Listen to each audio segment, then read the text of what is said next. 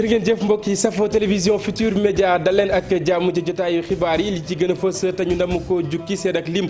jege na lu tollook juróom-benn fukki nit yoo xamante ni daal dañu ñàkk seen bakken foofee ngeen di gis ca hôpital Dalal Jàmm diwaan bu Géejawaay la ca ëpp nag bokk na ci ay soxna yoo xamante ni dañoo wannoon lor ak ki ndaw daañu leen duggal ca centre de traitement boobu la hôpital Omar Mbow ak Amadou Ba lañ ci àndal ñu jukkil ñu la nga xam ne nag moom moo fa jot a xew mbas meeg tolluwaayam ci mim réew nit ki démb jàpp leen lu tolloog fukk ak juróom ci ay doomi aadama toftalu nañ ci lim bi nga xam ne ñoom ñoo ci jot a dëddu juróom benn téeméer ak juróom ñett fukk ak benn ci ay cas positif la ñu am ca diwaan bu Kaolack jàpp leen lu tolloog ñeenti junni ak ñetti téeméer ak ñaar fukk ak ñaar ci ay candidat ñoo war a sëgg ci épreuve yi ni ki ëllëg mu ñeel li nga xam ne nag moom moo di BFM bi lu ñeel surveillant yi nag jamono yi utali nañu foofee nga xam ne moom moo di ca diwaan bu Kaolack jamono yooyee nag mouvement national pour le patriotisme et le développement social ñoom ñooñee nag ñu ngay wéy ngir def kéem kattan dakkal li nga xam ne moom moo di lawteefuk virus bi ci wàllu wér-gu-yaram ba tey beneen ab jàngoro mu di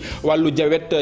ca diwaan bu Ndar Géej nag mu mel ni ay bés bu nekk lu tolloog ñetti doomi aadama daañu wàññi seen cër bokk na li ko waral nag di jabet bu tar yi nga xam ne nag sonal nañu leen lool jamono yi nag ñu ngay wéri pexe ba tax itam ñu daal di taxawal ab projet mbokki lu ni mel ni tënk la bu ngeen taaxirloo tuuti ma dikk ñu faram fàcce.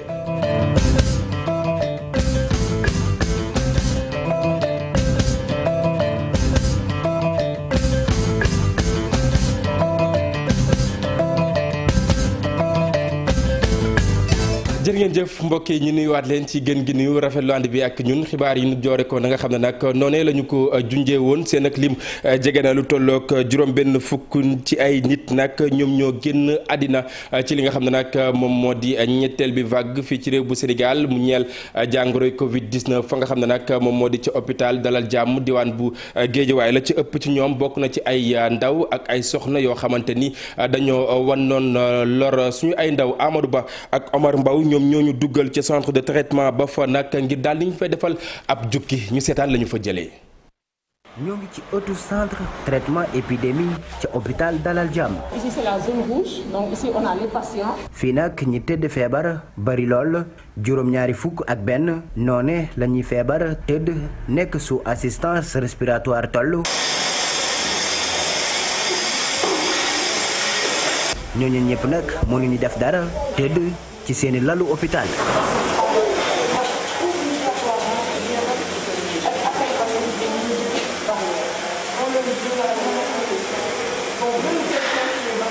nu ñuy nooyee métti lool loolee day wone rekk jafe-jafe yi nga xamante ni ñoom ñoo ngi koy jànkoonteel ndax mbas mi.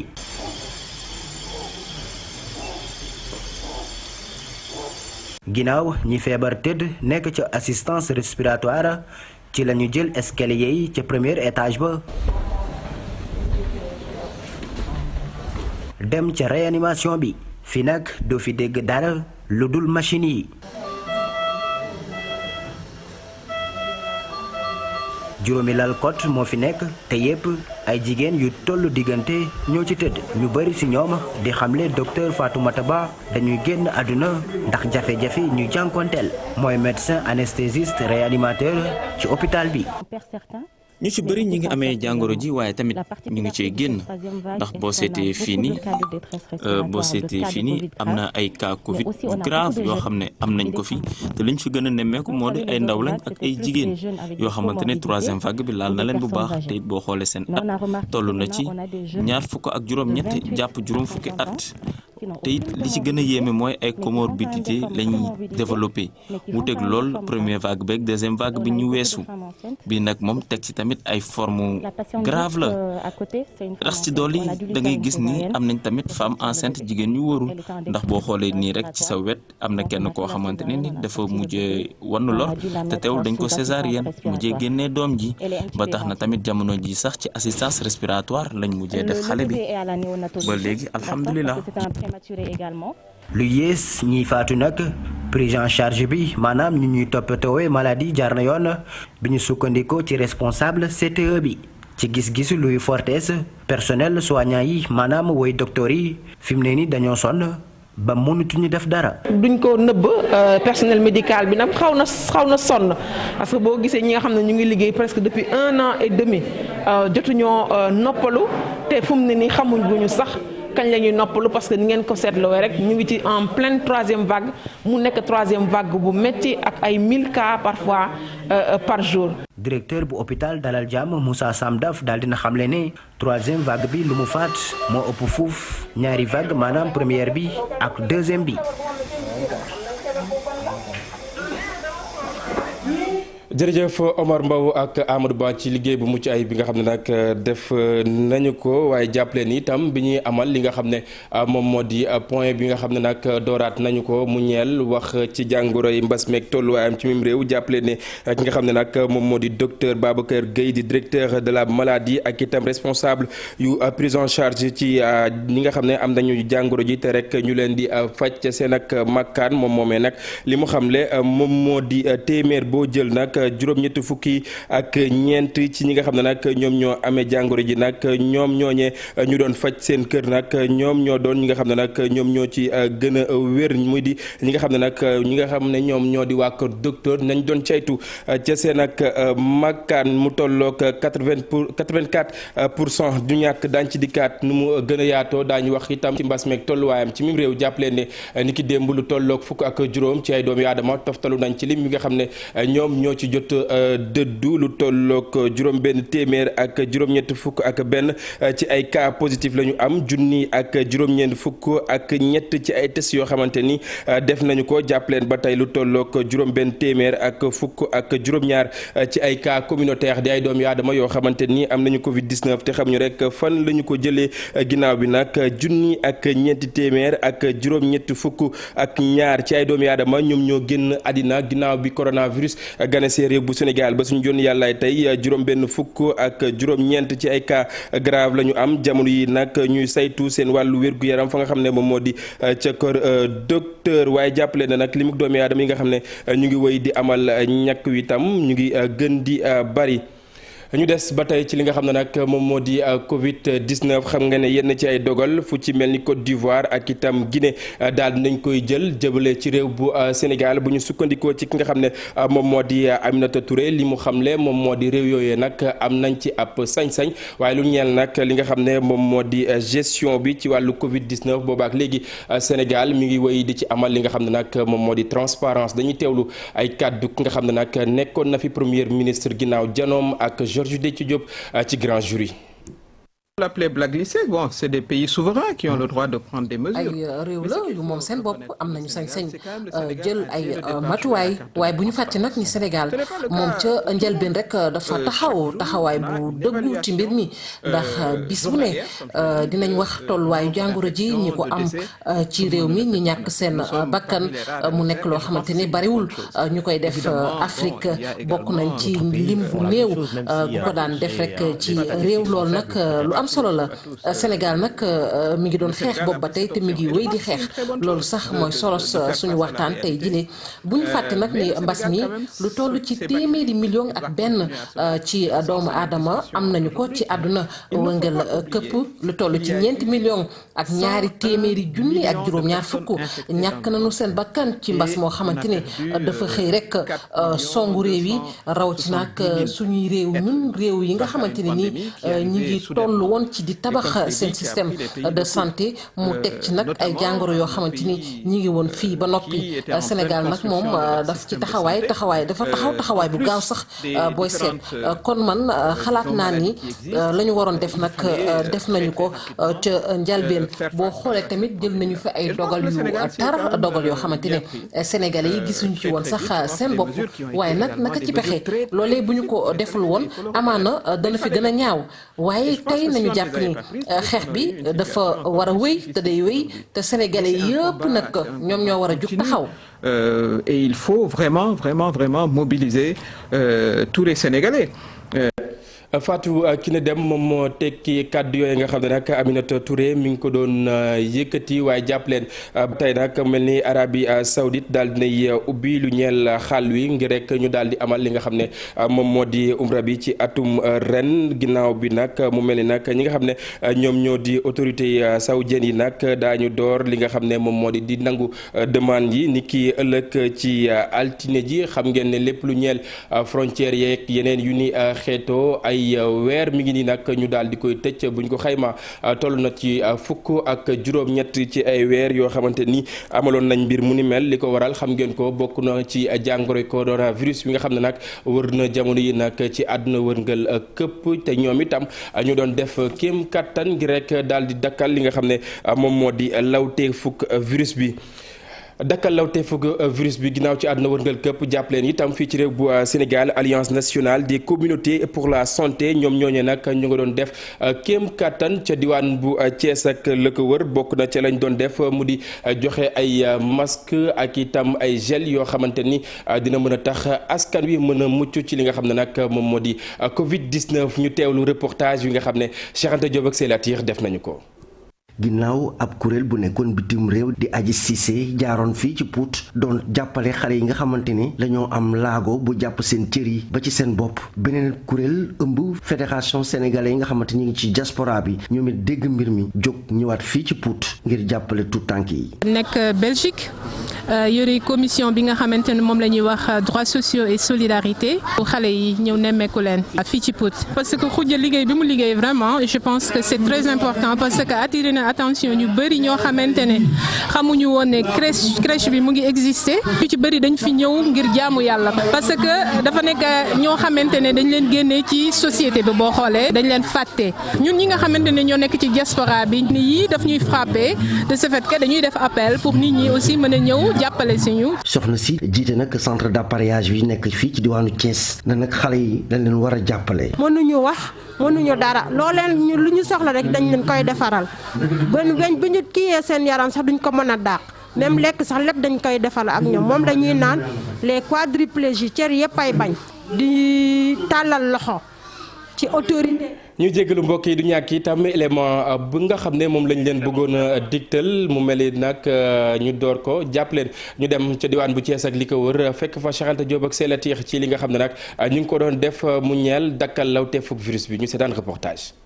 fexe nag ba askan wi di dandante ñu mën di takki masque gën leen a ñaax ñu dem pingu ji xeex jàngoro ji di coronavirus loolee tax waa région médicale bu Thiès jóg nag ànd ci ak waa ANSES di waa initiative des communautés pour la santé dikkoon fii ci Kajoor wër nag gox yu bari fu mel ni Ngaay Mexe Pekkees Ñaaxeen ba ci Maxambaakol ak ci luuma yi ngir gën a ñaax askan wi xamale leen ak jàngoro ji di coronavirus. li ñu tax a jóg benn rek la moom mooy fexe ba ñëpp.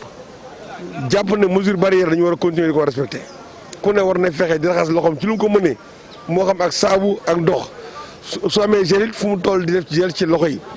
bokk na ci également ñu fexe ba nit ñi bañ a bàyyi takk masque yi nañ ko ne takk seen masque yi nit ñi fexe di dandante di moytu xew yu mag yi te dañoo war a ñàkku ji te aujourd'hui tey fi ñu toll nii ñàkk yi am na ci poste santé yi kon na ñëpp dem ku ne poste bu la gën a jege nga mën fa dem daal di ñàkku daal. soxna si di médecin chef bu district sanitaire bu Ngaay Mexe jàpp ci xeex bi lool na nag kenn waratul toog dañoo war a gën a ràngaayu xamal askan wi na feebar bi mi ngi indi loraange ay bakkan yu bëri de faatu nañu ci muy sàkku nag ci askan wi ñu dem ñàkku ji. ñu ngi ñaax askan bi yëpp sax pour ñu ñëw ñàkku ji ci centre de santé yeeg poste de santé bu district Mexe yëpp di leen fàttali ne ñàkk bi teewul ngay respecter mesure barrière maanaam takk say masque raxas say loxo également moytu jonjonte yi. askan wi dëkk fii ci Kajoor ñoom ñëpp nag dégg nañu tegtal yi ñu gis ne fii ci Kajoor it faatu yi nga xamante ne nemmeeku nañ ko ñu ci bëri de mbas mi moo leen yóbbu. Cheikh Anta ginnaaw Kajoor ñu wutali fa nga xam ne moom moo di ca diwaan bu Kaolack jàppaleen lu tollook ñeenti junni ak ñetti téeméer ak ñaar fukk ak ñaar ci ay candidat ñoom ñoo war a mën a sëgg ci épreuve yi ni ki ëllëg ci li nga xam ne moom moo di BFM yi ñu lu ñeel nag ñi nga xam ne ñoom ñooy saytu ndongo yi maanaam surveillant yi nag wutali nañ foofee seen ak lim ëpp na juróomi téeméer ci ay enseignants mu ne nag mouvement national pour le patriotisme et le développement social ñoom itam ñoo ngay def kéem kattan ngir fexe noo xamante ni virus bi dina mën a dakk ca diwaan bu Kaolack ak li ko wër Pape Mbaye Diawo Fally Gueye ci reportage ñu seetaan. Covid-19 bi ak épreuve bu BFEM yi bëgg-bëgg bi rek mooy fexe ba jàngalekat yi ak candidats yi ñu mën leen a aar ci jàngoro ji. Mouvement national pour le patriotisme et le développement social daal di ci engagé wu. parce que ku nekk xam na ne xale yi dañoo war a def fi examen dans 2 jours ñun nag ñu xalaat ne comme xale yi dañuy def examen ñun dañoo bëgg def examen sans Covid ñu jóg indi ay lot de masque ak gel pour permettre xale yooyu élèves yooyu candidats. ñu mën a takk protéger wu durant toute la période de la Covid. ci examen boobu nag candidat yi daal di toll ci ñeenti junni ak ñetti téeméer fukk ak ñaar ki ko xamle di secrétaire général u IEF bu Kaolack. ci BFM bi ñu ngi présenté ñeenti junni ak juróom téeméer candidat ak fanweer ak juróom-ñaar je crois voilà ci surveillant yi tamit ñu ngi présenté juróomi téeméer. ak ñaari fukk ak juróom enseignant pour surveillance la mu def nii vraiment ñu ngi koy rafetlu bu baax a baax te dina jàppale candidat yi ñu mën a def seen examen ci sécurité sanitaire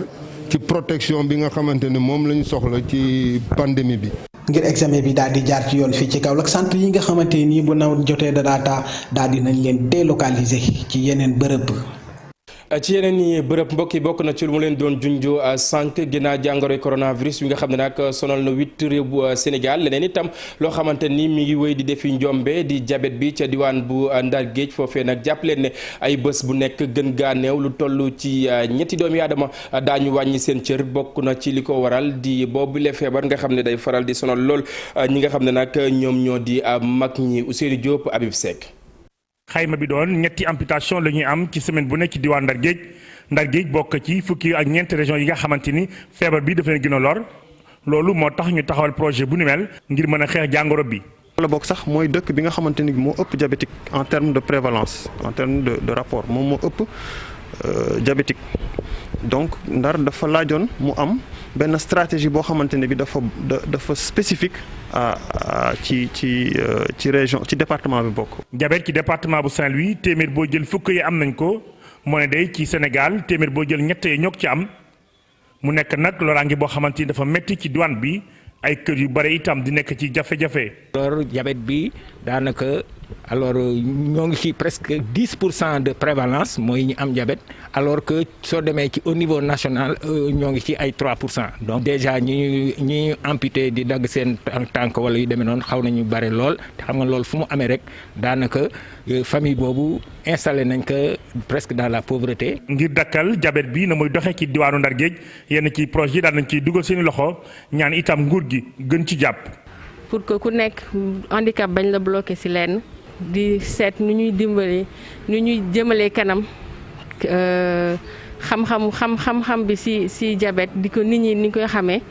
pour ñu gën a xam lan mooy diabète pour ñu gën a mun leen dimbali ci am diabète ak continuer di dund bi gën. projet bu nu mel handicap inclusion université Gaston Berger bu Ndar LUXDF association diabétique yi nekk ci diwaan Ndar Géej dañ ci bokk hôpital régional bu Ndar itam di leen ci jàppale ak ñi di World Diabetes Foundation la ñu bëgg nag mooy feebar bi ci diwaan bi loolee lépp mën a dakk ndaxte bu fekkoon da daan dox léegi ma ngay jéego yu tar.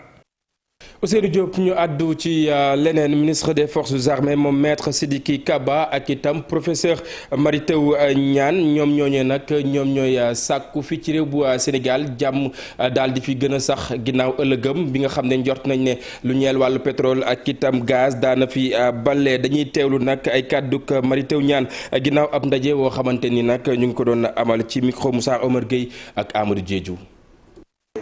Contrat yi ñu signé c'est des contrats de partage de production ma jëm leen ko lijjantil tuuti moo di tey suñu wëggee pétrole ñu am téeméeri baril su dee contrat bi dafa ni ñeent fukki baril yi nguuru Sénégal moo ko moom loolu amul 15 bu ñu cee def ñun ñoo ko moom ñu ne léegi juróom benn fukki baril yi yooyu nag moom mooy nekk lii société bi ñu taxawal soo jëlee par exemple Sangomar Petrosen la ak Woodside ak ak Far ñoom ñoo fa nekk Petrosen ci code bi da ko jox ñaar fukk yu nekk am na ci ñaari dërëm wante su ko neexee ñaari dërëm yooyu mun na ko yóbbu ba mu nekk ñeenti dërëm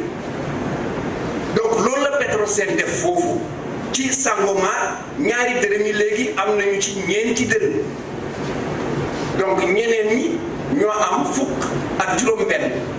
wante loolu ñu ngi ko amee ci juróom-benn fukki baril yi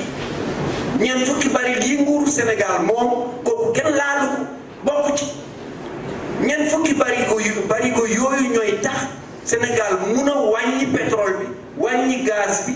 mun a tax courant bi wàññeeku ndox mi wàññi. ñu àddu ca leneen kër Serigne Touba yi nga xam ne nag moom moo nekk ca diwaan bu Tëngéej mu mel ni nag liggéey ba lañ ca njortoon nag mu mel ni nag koppar yañ ca war a def itam dafa rek jéggi dayo booba ak léegi itam pour mu noppi lu tollook 2 milliards ci suñu ay koppar dees na ko mën a sóob ci boobu la liggéey ba tax itam comité wi nga xam ne moom moo ko yor ñi nga xam ne nag ñooy sàkku ci taalibe yi ñu gën a baral seen ak loxo ngir liggéey boobee nag mën a antu Abdou Diouf Diagne Ahmadou Bamba Samb ci reportage. ñu door ko ci avril 2018 liggéey bi ñeel jumaay kër Serigne Touba ji nekk ci Tëngéej mu ngi dox bu baax a baax boo dee seet sax téeméer bu nekk juróom-ñeent fukk ya daal di nay pare te it plan bi nga xam ne moom la architecte bi joxe woon sàmmoo nañ ak moom. yaa war nañu romb ko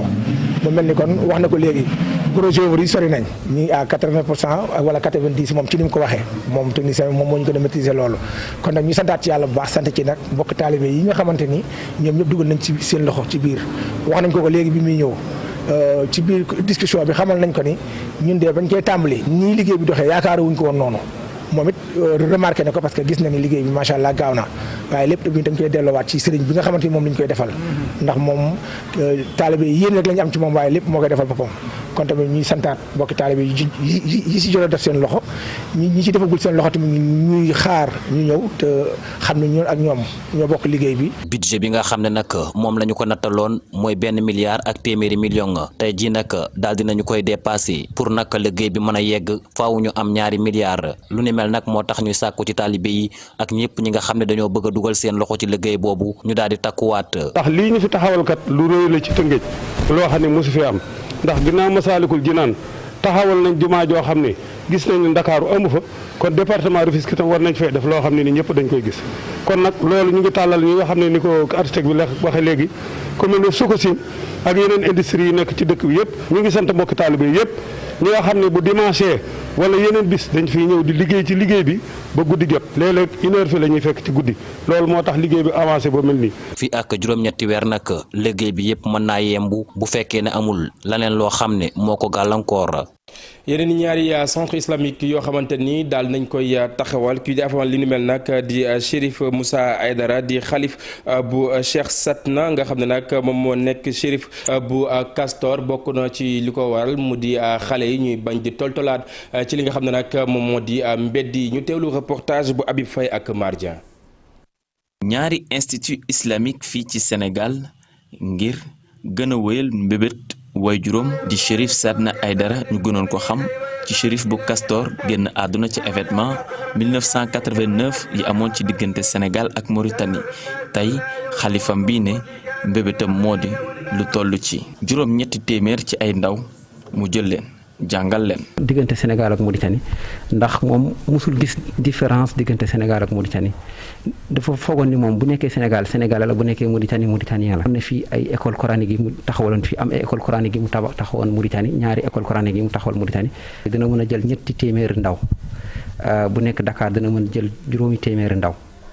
loolu la ñu fas yéene def te incha allah bu ci yàlla àndee fii ak fin 2022 ñaar yi dina pare incha allah. ngir mën a dakkal lii di wàllub yendwaan ci ndaw ñi ndax ñoom ñi ku ci nekk daa ñu la tàggat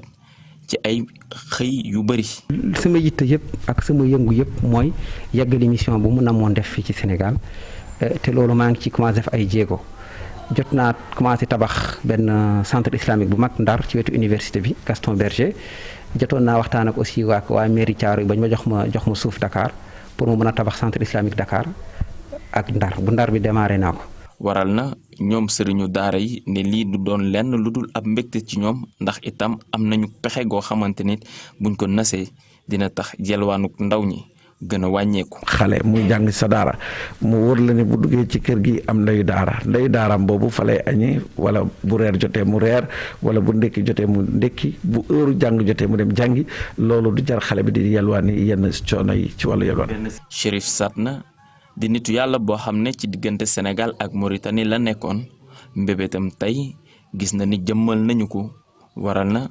ñaari centre yi nekk ca Saint-Louis ak ca Dakar atum 2022 lañ ko fas yéene ibbi. jërëjëf Habib Faye Covid 19 ak itam njeexital yi nga xam ne nag def na ko ci wàllu caada rawatina doomu réew yi Sénégal yi nga xam ne ñu ngay dund ca biti réew ngir gën faa mën a fësal li nga xam ne nag moom moo di suñu ay caada ñoom itam ñu ngi koy yëkk bu baax a baax bu ñu sukkandikoo ci artiste bile di Abdoulaye Dieng di xam ne rek ne artistes yi war nañoo am beneen ab porox ndoll boo xamante ni yu ni mel bu amee ñu am ci leneen loo xamante ni daañ ci mën a jàpp Ibou Diouf ak Youssou Baro ci reportage. My name is Lai Ananas from Dakar, Sénégal. ci wàllu cosaan ak aada bëri na ñu mel ni moom ñoo xamante ne biti réew la ñuy dund di def kem kàttan ngir yëkkati raaya Sénégal ñooñee la ñuy faral di woowe ay ambassadeur ci wàllu culture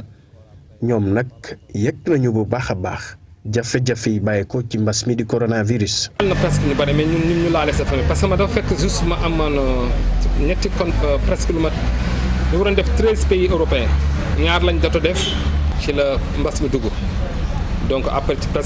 presque 12 festivals yoo xam ne 12 pays la waroon doon quoi. Norvège rek man am signé naa fa ak état bu norvégien bi presque ci ñetti mairie yoo xam ne dañ ma jëloon benn bi dañu waroon dem ci école yi. ci li nga xamante ne mooy wàllu cosaan ak aada mu ci yëngu bu baax a baax moom nag nee na tamit da ciy def loo xamante ne. dina jàppale ay artistes yu fekk baax fi ci réew mi. ku sa tànk saxul ci biir maanaam nga am ay contact doo dem déjà avant mbas bi di ñëw rek dafa métti woon parce que nekk artiste yomb na mais nga réussir mooy problème bi. Abdoulaye Dieng mi ñu gën ko xam ci turu Lai Ananas di doomu Sénégal jamono ji nag mu fas yéene ñëwaat ci réewam ngir wéyal liggéeyam mu ne li mu bëgg rek li muy def ñu gën ko xam fii ci réew mi. waaw actuellement xam nga man bon toogoon naa 13 ans ñëw ma fii donc bi ma ñëwee léegi formé naa waat sama groupe actuellement dama dellu si pour def sama promotion groupe fii mais actuellement li ma nekk di def fi mu ne nii comme activité dëkk bi ba fa arrêté social media bi lañ nekk nii pour marketing suñu compagnie pour mu gën a sax ci àdduna bi quoi. ak mbas mi di coronavirus Abdoulaye Dieng ne seen activité jamono ji dañu tàggatémbe terewul nag ñu ngi xool yeneen yoon yu ñuy aw. ngir lépp li nga xamante ne ñoo ko tànn muy cosaan ak aada rawatina bi fekk baax fi ci réew mi ñu wasaare ko ci àdduna bi. jërëjëf Ibou Diouf cant ak ngërëm ñeel la mbokk yéen itam jërë ngeen jëf fi la ñuy jaar daal di bural wi la jotaayu xibaar ma leen jox dig daje ëllëg incha allah ci émission info du matin 6h30 13h itam danaa fi teewaat jukki leen xibaar yi ci kàllaamay koccu nag lu ma loolee itam des leen di wéy ak programme télévision Futur Média jaa ngeen jëf mbokk yi ñu fanaan jàmm.